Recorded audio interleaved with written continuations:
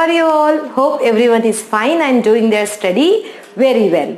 So student, हमने previous class में जो हमने study किया था वो है कि electromagnetic wave theory. Okay, and according to that wave theory, that matter can behave as a wave, and we studied some limitations of that electromagnetic wave theory also in that previous video.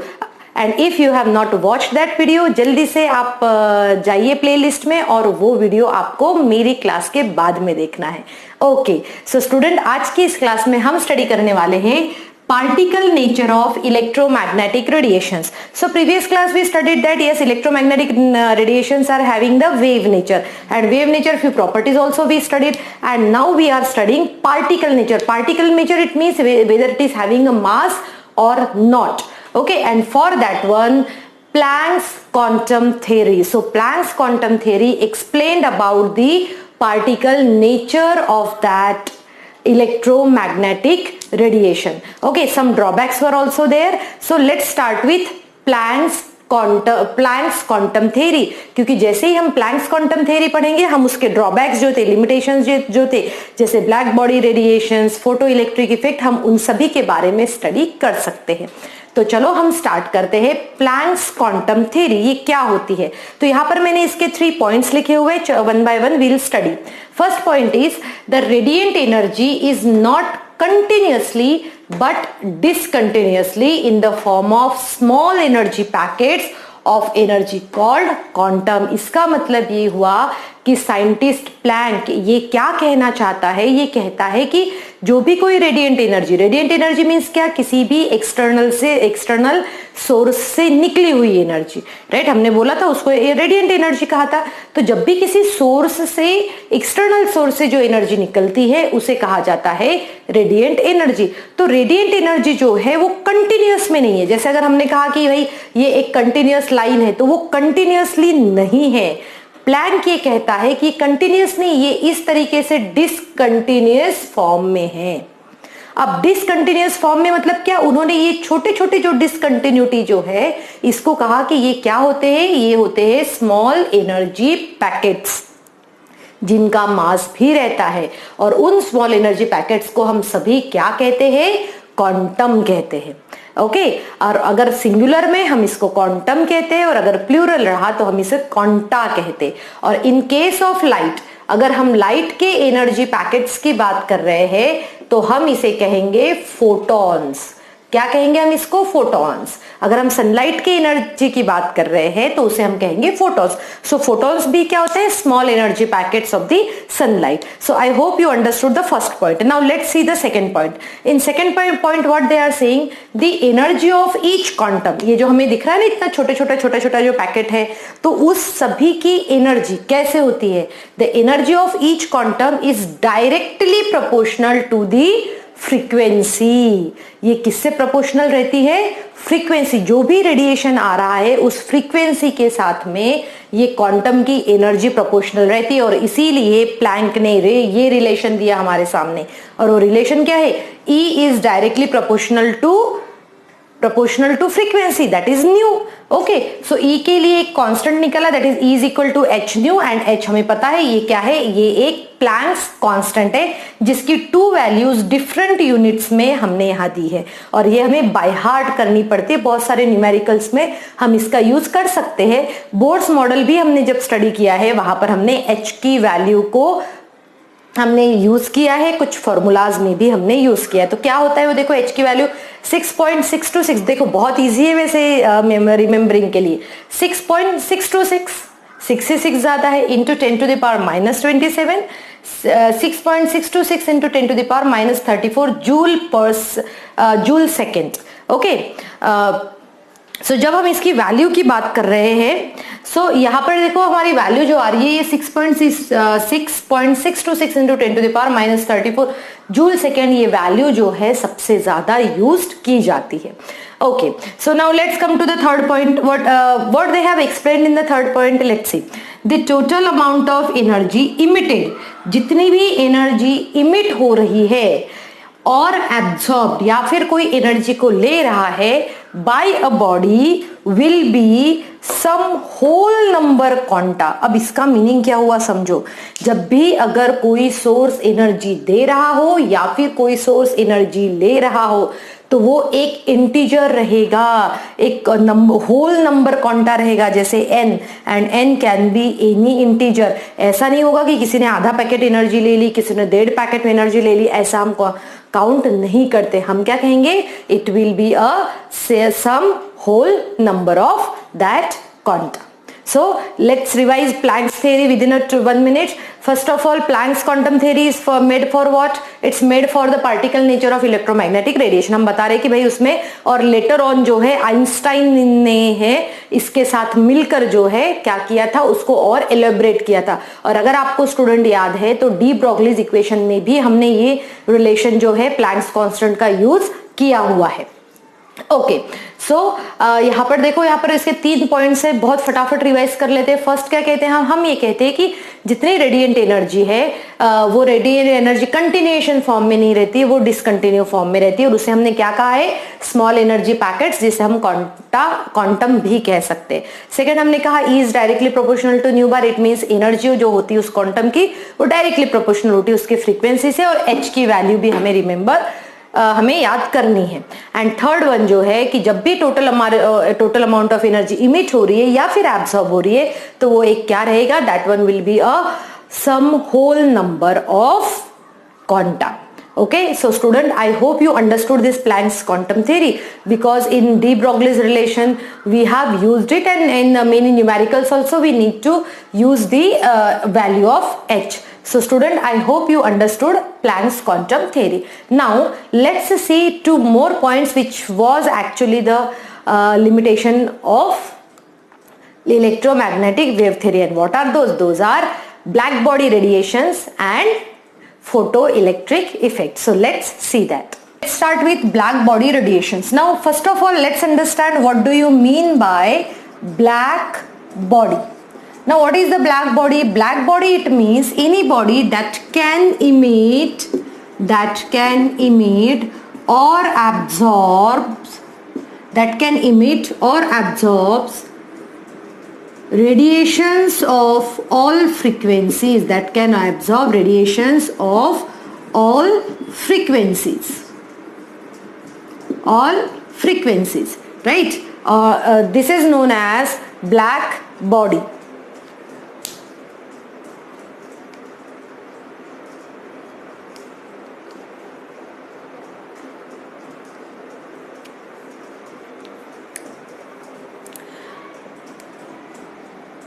Now let's start with black body radiations. And what do you mean by black body radiation? Let's understand. So now what is black body radiation? It is an ideal body which can emit or absorb radiations of all frequencies, and such type of body is known as black body, and the radiations associated to this black body is known as black body radiations. Now let me tell you that how we can explain this. Now if I am having a iron rod, now when I am having an iron rod, and if I will provide energy to it, when I will heat the iron rod, I can observe that first iron rod will convert it into red, then slowly it will convert it into white, and then it will convert it into yellow.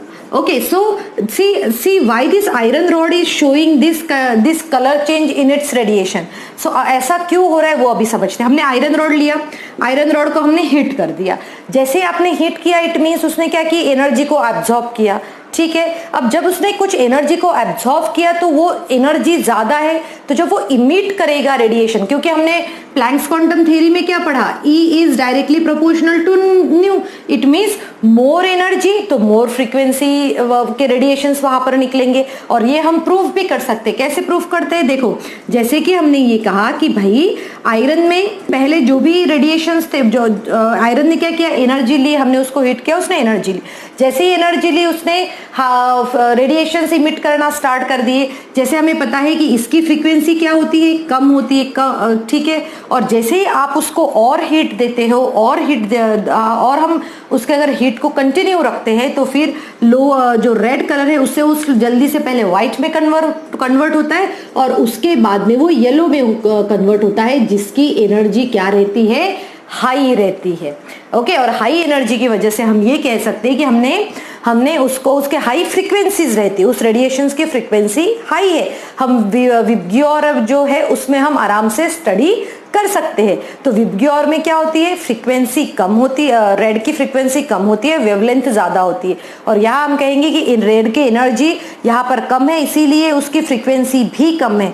जैसे आप उसको heat और ज्यादा देते हो तो उसमें क्या होती है, येलो कलर आना स्टार्ट होता है। और येलो कलर क्यों आता है, क्योंकि उसकी फ्रीक्वेंसी जो है वो ज्यादा है। और फ्रीक्वेंसी ज्यादा क्यों है, क्योंकि उसमें हमने ज्यादा एनर्जी प्रोवाइड की गई है। तो इसका मीनिंग क्या हुआ कि ब्लैक बॉडी ऐसी बॉडी होती है जिसमें वो सब टाइप के रेडिएशंस को एब्जॉर्ब भी कर सकता है और इमिट भी कर सकता है।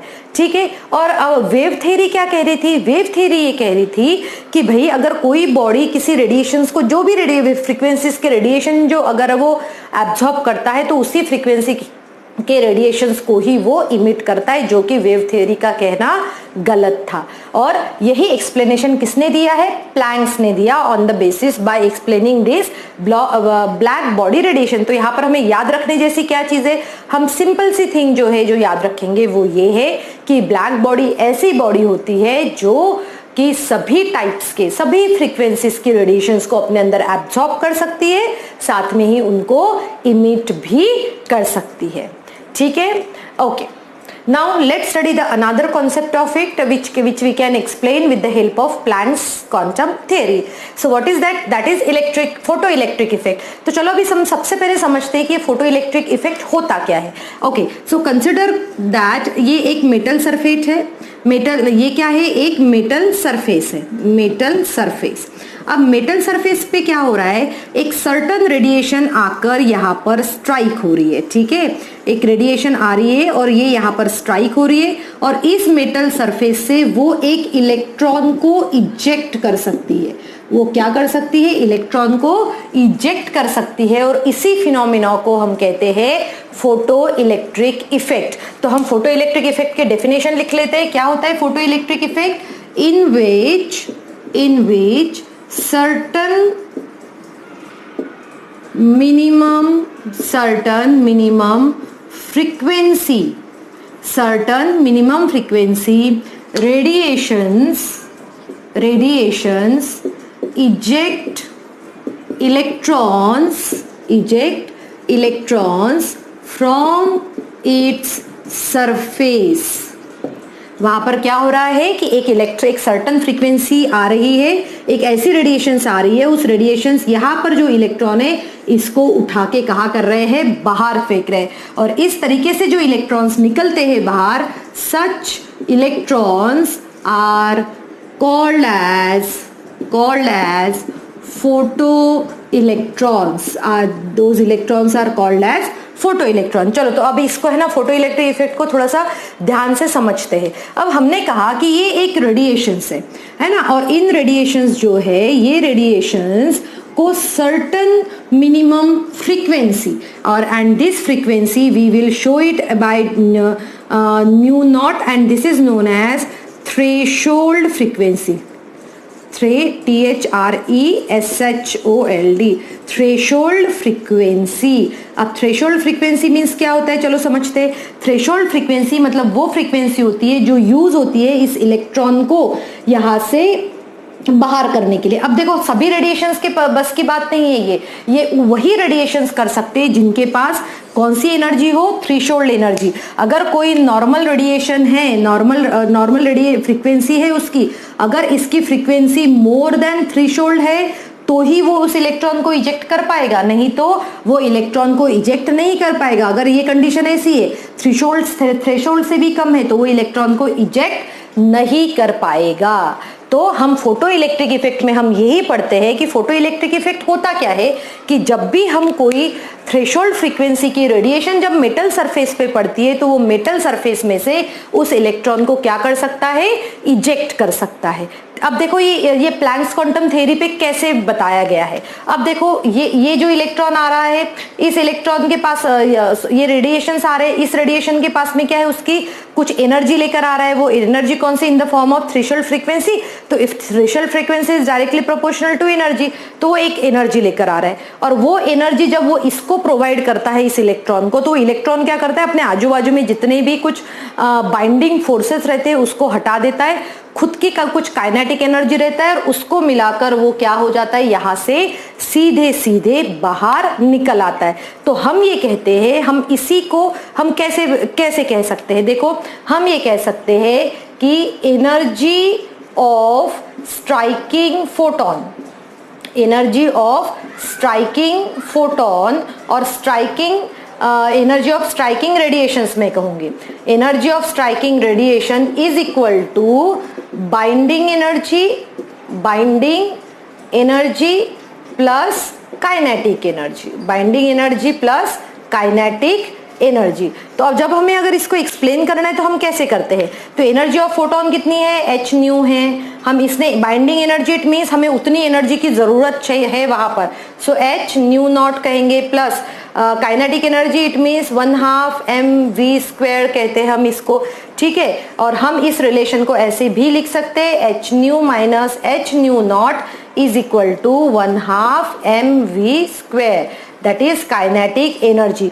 सो यहाँ पर हम फोटो इलेक्ट्रिक इफेक्ट में हम ये देखते हैं कि भाई ऐसा कोई रेडिएशन आकर इसके ऊपर स्ट्राइक हो रहा है, उस रेडिएशन के पास में कितनी फ्रीक्वेंसी होनी चाहिए, थ्रेशोल्ड फ्रीक्वेंसी होनी चाहिए, और उस थ्रेशोल्ड फ्रीक्वेंसी के जैसे ही आकर यहाँ पर स्ट्राइक करता है, वहां से इलेक्ट्रॉन जो है वो इजेक्ट हो जाता है। तो अब ये पॉसिबल किस केस में होता है, ऐसे कौन से मेटल सरफेस पे, तो हम ये एस ब्लॉक एलिमेंट में भी पढ़ेंगे। जो मेटल है सीजियम, सीजियम मेटल जो है, ये सीजियम मेटल बहुत ही अच्छे से फोटो इलेक्ट्रिक इफेक्ट दिखाता है। अब ये सीजियम क्यों दिखाता है, क्योंकि जब हम टॉप टू बॉटम देखेंगे तो सीजियम की जो आयोनाइजेशन एनर्जी जो रहती है वो सबसे कम रहती है, क्योंकि उसका साइज जो है वो ज्यादा रहता है, और उसकी आयोनाइजेशन एनर्जी कम होने की वजह से, अब आप बहुत सारे बच्चों को आयोनाइजेशन एनर्जी नहीं समझ में आ रही होगी, तो हम इस तरीके से समझा सकते हैं कि जैसे अगर मान के चलो कि ये एक कोई एटम है जो बड़ा अगर साइज में है, तो उसके इलेक्ट्रॉन को निकालना उतना ही इजी रहता है, और ये साइज में बड़ा है, इसीलिए सीजियम जो है फोटो इलेक्ट्रिक इफेक्ट जो है बहुत ही अच्छे से दे पाएगा। तो अभी हमने इसमें क्या पढ़ा है, हमने ये पढ़ा कि भाई फोटो इलेक्ट्रिक इफेक्ट क्या होता है, एक ऐसा इफेक्ट है जिसमें एक थ्रेशोल्ड फ्रीक्वेंसी जो है आकर सरफेस पे स्ट्राइक होती है, और उस फ्रीक्वेंसी के रेडिएशंस इस इलेक्ट्रॉन को निकलने में हेल्प करते, बाहर इजेक्ट होने में हेल्प करते, और उसके लिए जो है हम ये वाला फॉर्मूला यूज कर सकते हैं। सो स्टूडेंट, आई होप आप सभी को हमने 3 पॉइंट्स आज के इस क्लास में कवर किए। First Planck's quantum theory, second black body radiations, and third one is photoelectric effect. आप सभी इस जो बचा हुआ टॉपिक है इसका या फिर मोर क्वेश्चंस है, आप सभी को एनसीईआरटी में से एक बार रीड करना है, और अगर कुछ भी डाउट हो तो आप मुझे कमेंट सेक्शन में बताइए। Definitely I will try my level best to clear it. Thank you students and have a good day ahead.